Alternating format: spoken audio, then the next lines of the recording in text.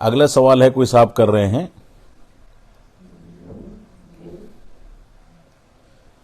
ہاں کہہ رہے ہیں چند ماہ قبل آپ نے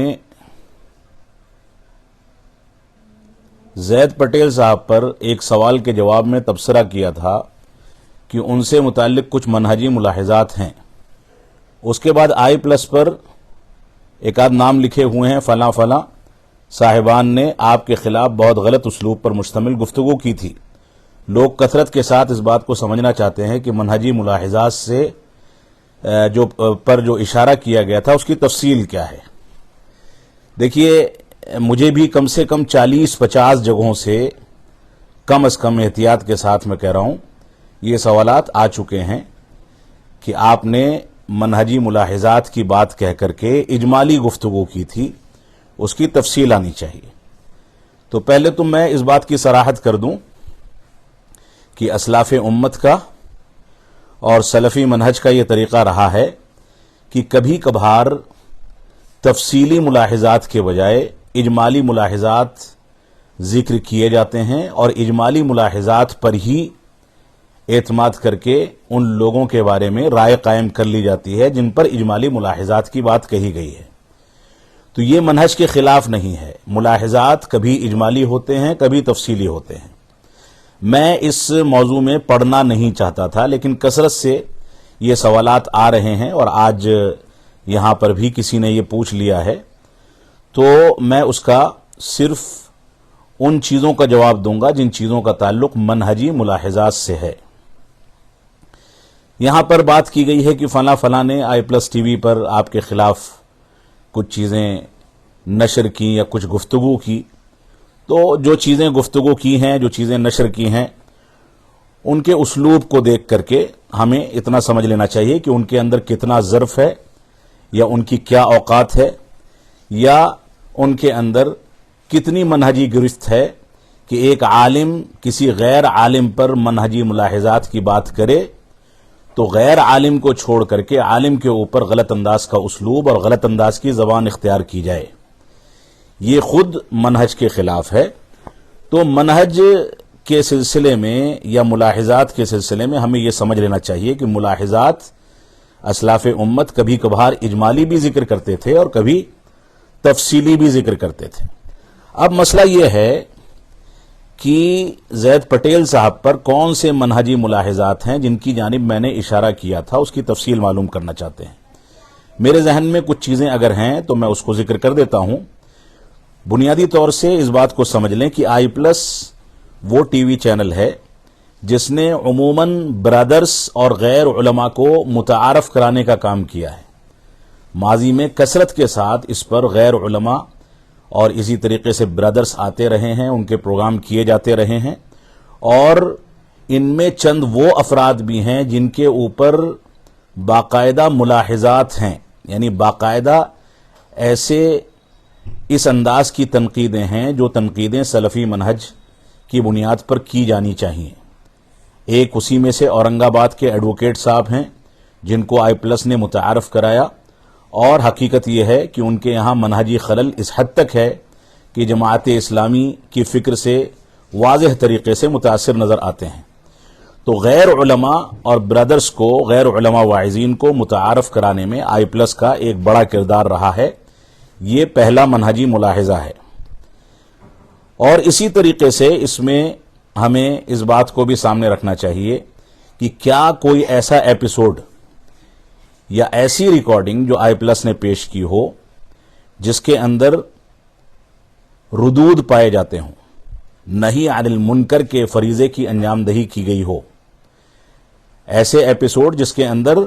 کسی باطل فکر پر کھل کر کے رد کیا گیا ہو، اس طرح کے ایپیسوڈ نہ کے برابر ہیں.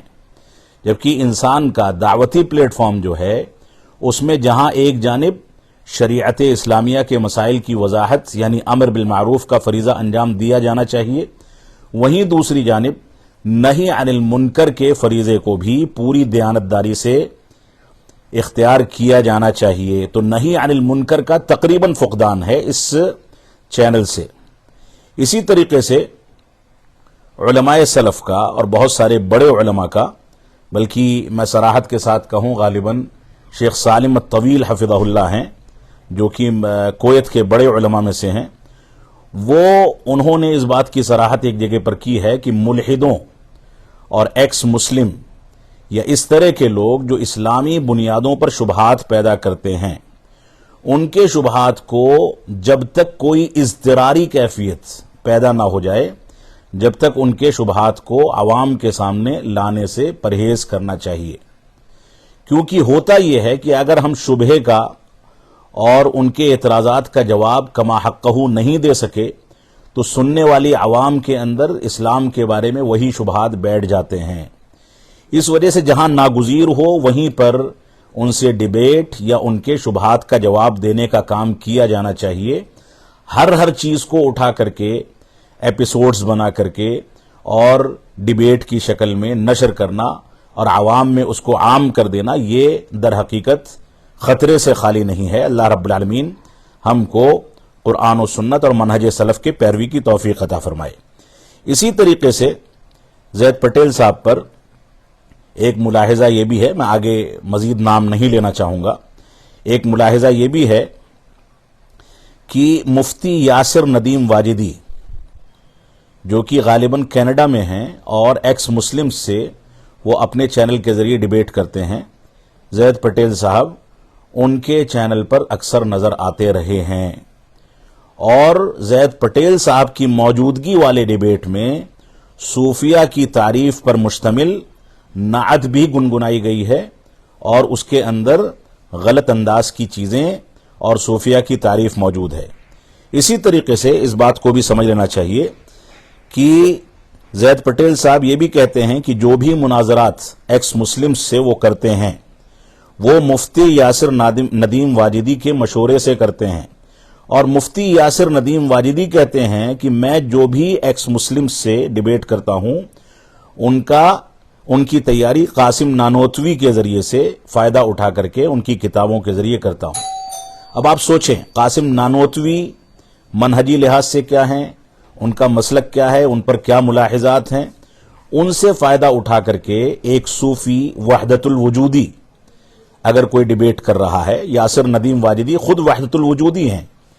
वो ये कहते हैं कि ओम और अल्लाह में कोई फर्क नहीं है, जैसे हवा हर जगह मौजूद है वैसे ही अल्लाह रब्बुल आलमीन हर जगह मौजूद है। उनसे फायदा उठा करके एक्स मुस्लिम से डिबेट के बारे में ज़ैद पटेल उनकी तारीफ करते हैं और कहते हैं मैं उनसे फायदा उठाता हूं। इसी तरीके से पटेल साहब ये भी कहते हैं कि हम इस्लाम को, हम मुसलमानों को हमारा कलमे तौहीद मुत्तहिद करता है, यूनाइट करता है और इसी इत्तेहाद की बुनियाद पर हम सब मिल करके मुल्हिदों से मुबाहिसा और डिबेट करते हैं। जरा सा यहां पर इस बात की सराहत मैं चाहूंगा कि ला गालिबा इल्लल्लाह ला हाकिमा इल्लल्लाह कलमे तौहीद की जो बातिल शुरूहात इख्वानुल मुस्लिमीन या इसी तरीके से सूफी हजरात ने पेश की है, कलमे तौहीद की बातिल जो तफसीरात पेश करते हैं, क्या हम उन बातिल तफसीरात के बावजूद मुसलमान होने की हैसियत से उस कलमे की बुनियाद पर आपस में यूनाइट और मुत्तहिद हो सकते हैं? ये एक बुनियादी सवाल है। हकीकत यह है कि कलमे तौहीद के बारे में शरह व तफसीर पर अगर बारीकी के साथ गौर व तदब्बर किया जाए तो सिर्फ कलमे तौहीद के गलत मानी और गलत ताबीरात की बुनियाद पर पूरे के पूरे बातिल मसालिक और अहले कलाम के मकातिब फिक्र वजूद में आए हैं। यासिर नदीम वाजिदी ज़ैद पटेल साहब के सामने राफिजा यानी शियों की तारीफ करते हैं, कब्र परस्तों की तारीफ करते हैं और कहते हैं कि हमारे इन डिबेट्स के जरिए एक्स मुस्लिम्स के बारे में जो डिबेट्स चलते हैं इसके जरिए सारे लोग फायदा उठा रहे हैं। तो सबकी तारीफ करना, उन पर कोई मुलाहिजात जिक्र न करना, कब्र परस्तों के बारे में तारीफ करके निकल जाना, राफिजा के बारे में तारीफ करके निकल जाना और हमारे अफराद का, हमारे अहबाब का वहां खामोशी के साथ बैठ करके उन चीज़ों को सुनना और मुस्कुराते रहना, ये किस बात का इशारा देता है? अल्लाह रब्बुल आलमीन हमको महफूज रखे।